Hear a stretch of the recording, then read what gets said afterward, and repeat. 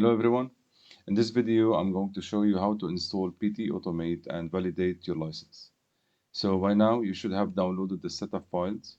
Place them anywhere safe on your computer. We don't want those files to be deleted or moved by mistake. Unzip the files.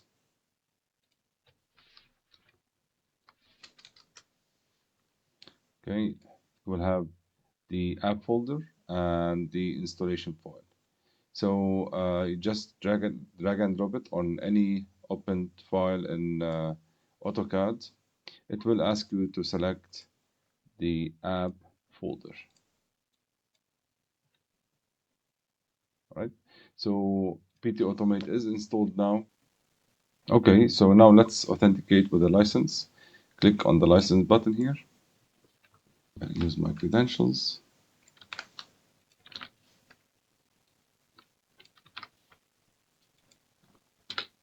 Okay, click on send.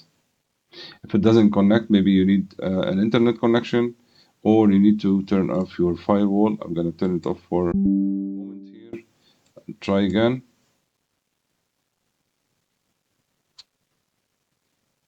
So we have PT-AutoMate successfully validated now and ready to be used. Thank you.